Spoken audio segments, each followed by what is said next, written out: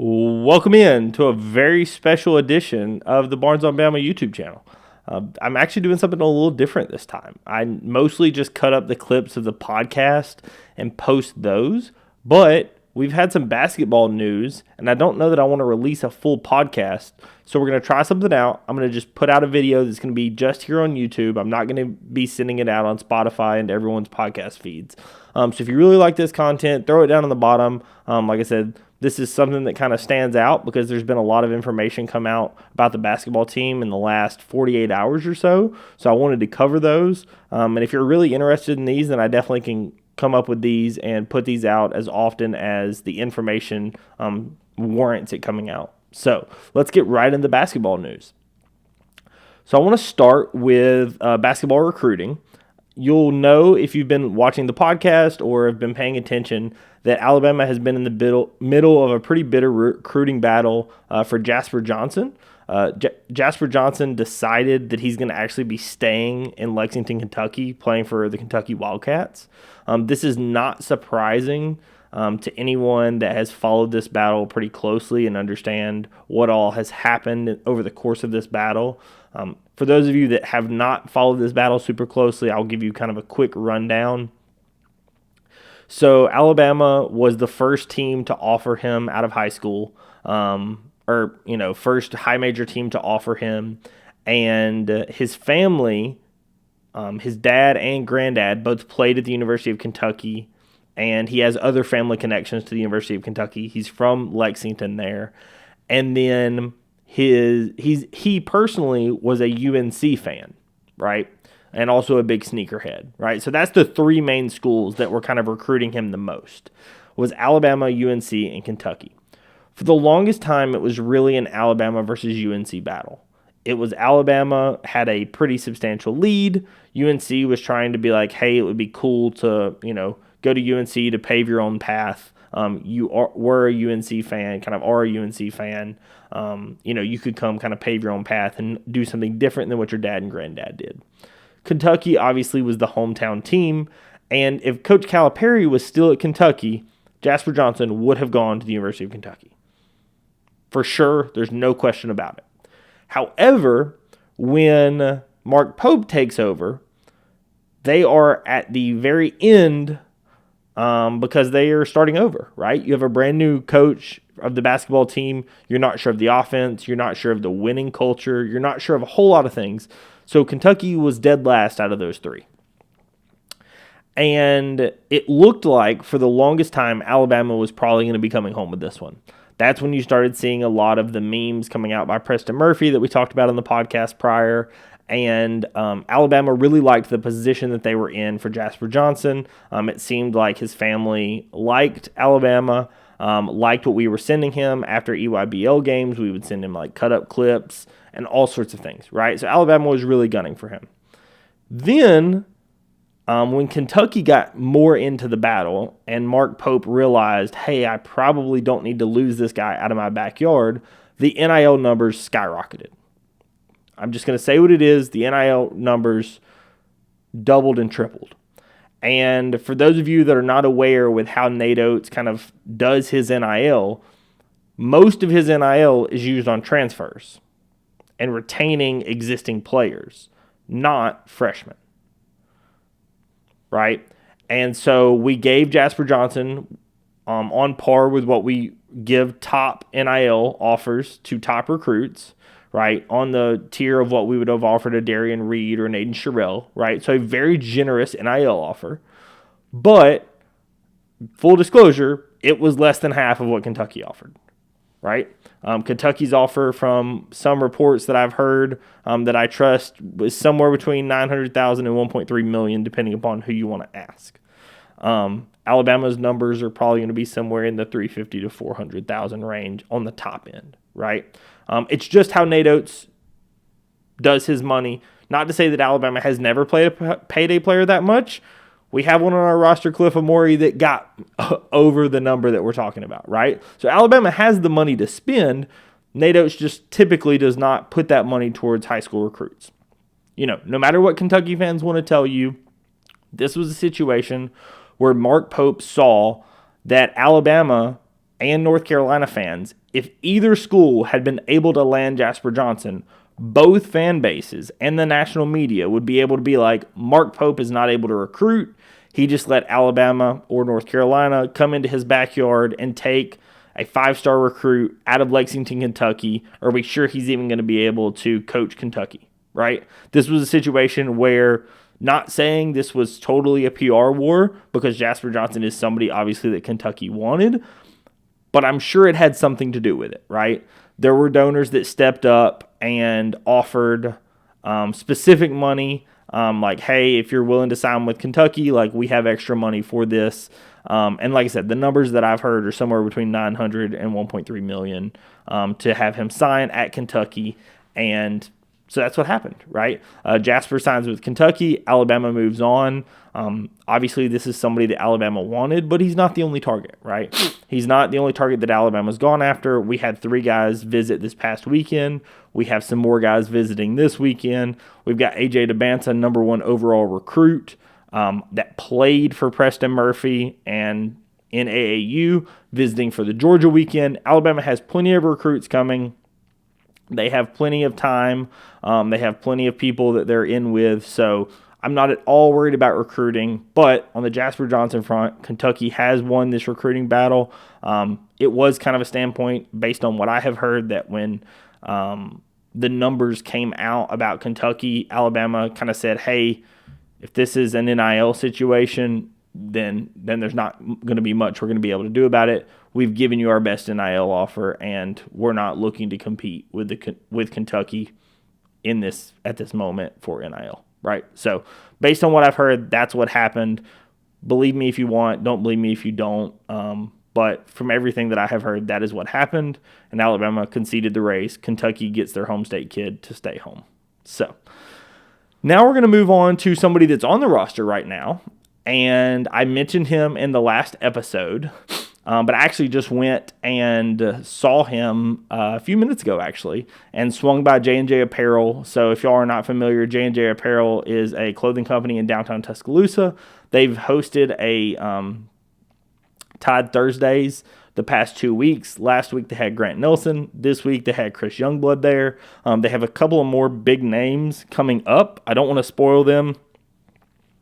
But for example, for the Georgia weekend, there's a player from last year's roster that was pretty instrumental in everything that we did last year that's going to be coming up. And we've got quite a few other players that you're going to be able to meet, get autographs, take pictures with. I got a picture with him. I'll pop up here on the screen. Super cool guy. But like I said, if you're interested, definitely check out J&J Apparel. When the events are going on, they have 20% off basketball merch. So like I said, if you're interested, check it out. I'm sure they would appreciate it. The other things about Chris Youngblood I wanted to mention is he actually did a podcast with the Southeastern 16 guys earlier today that got posted with Blake Lovell and Max Barr. If you don't follow those guys, I really recommend it. They did a really good job, kind of asking him the questions that a lot of people wanted to hear, what's kind of his thought process been, partially why did he choose Alabama, and a lot of it had to do with, talking basketball. The way he described it is, when you talk to some other coaches and other, people, whether you're talking about NIL, whether you're talking about the school, whether you're talking about whatever, they definitely could, carry on a conversation. But he goes, when you spoke to Preston, you spoke to Nate Oates about just the game of basketball, he goes, it was just different, and I knew this is where I needed to be. A lot of that obviously had to do with how they thought he would be able to be used, and that was awesome to get him to come here. He also mentioned there was a question around defense, and he mentioned that the incoming coach that was recently hired, Brian Adams, has been preaching defense, has been emphasizing it. Like at the end of the day, we're going to score a lot of points, but if you're going to win championships, defense is going to have to be the backbone of how you do it. So obviously really good to hear that. Another thing that I thought was really funny, and Max Barr even tweeted out about it, was that it was his favorite part of the interview was they actually asked him, what is your thoughts around the spacing that Alabama plays with? He just started laughing. And he was like, it's unlike anything he's ever played with. And at the end of the day, it really makes him look good. He goes, because I'm not the best passer ever, but he was like, I can definitely handle some passes. And he goes, it even makes you look even better when you've got shooters on the other side that are going to knock down the shot. Because obviously it makes your pass look better when it turns into an assist. So definitely sounds like he likes the offense that he's playing in. He likes the team. He likes the guys that he's playing with. But like I said, it was a really good interview. If you have not checked it out, I really recommend it. I'll link it down in the bottom. But like I said, really, really good interview that Max and Blake put on with Chris Youngblood. Check it out if you have not already. The next thing I want to discuss is, we talked about there was probably going to be another exhibition game announced, and Alabama basketball has announced that. And that game is going to be taking place on Friday, October the 18th in Boutwell Auditorium in downtown Birmingham against Wake Forest. So for those of you that remember last season, Alabama actually played in a charity exhibition against Wake Forest last season. They ended up losing it 88-80. Davin Cosby, from last season's team, actually ended up transferring to Wake Forest. So this is kind of a coming home for Davin Cosby. This is a rematch from last season. I'm sure Nate's going to want, even though it's an exhibition, going to be wanting to, obviously try to win this game and try to get the season started on the right foot, because this is going to be the first exhibition. There are going to be seats and tickets available for this. In Boutwell, it's only going to have roughly 2,000 seats, so it is going to be fairly limited. But the pre-sale for that is on September the 10th. The public on sale is going to be September the 12th. And as I mentioned, the game is going to be on October the 18th, and that is a Friday. So I will link it down in the bottom. It's BamaInBoutwell.com that you can go to register for the pre-sale, and I believe they're going to have the public on sale tickets as well. Like I said, Alabama will be playing Wake Forest on October the 18th to kick off the exhibitions and kind of start the basketball calendar. And then the final thing I want to discuss, as I said, it's been a very busy basketball week, is today officially the University of Alabama Board of Trustees approved the renderings and budget for the new Alabama basketball facility. And if you're not familiar with what I'm talking about, I'm not talking about the new arena. What happened is earlier this year, there were discussions around, and here I'll actually just read a direct quote that Nick Kelly from AL.com, formerly Tuscaloosa News, got from Greg Byrne. And Greg says, the practice gym is the coach's classroom. It's where they teach and develop. What we're doing right now is taking a very significant step for our basketball programs, and that allows us to help navigate the waters we're in college athletics right now. Then we'll realize the arena still has to be addressed. Basically, what it is Nate Oates, his biggest concern and biggest thing he wanted to address first and foremost was the practice facility, was the team locker room, was where they spend what he calls 95% of their time, right? Because at the end of the day, the playing surface is for the fans. The practice facility, the shooting gym, the locker rooms, that's for the players, right? The offices, the meeting rooms, those are all for the players. And so what they're building, and I'll pop some renderings up here on the screen that were the ones that were approved at the meeting earlier today, is this is going to be a practice gym attached to Coleman Coliseum. It's going to be in the corner of the parking lot. If you're familiar with the Coliseum, it's going to be in that the back corner of the parking lot, on the opposite side of where the track and everything is. And like I said, toward the parking lot side of that. And it's going to be just housing the Alabama men's basketball, like I said, practice gym and practice facilities. And then as a part of this, they're also going to be renovating the current Alabama men's basketball stuff for the women's basketball team. And the women's basketball team is going to take over the current men's basketball. And the men's basketball is going to shift into this new facility that is being built onto Coleman Coliseum. Nate Oates, this is something that he prioritized, right? At the end of the day, again, that's where he spends the majority of his time. That's what he uses in recruiting. That's where the players are going to be taking the most time. But what this does not mean is that the new playing facility is not going to happen. Greg Byrne wanted to reiterate that. The playing facility is going to be happening.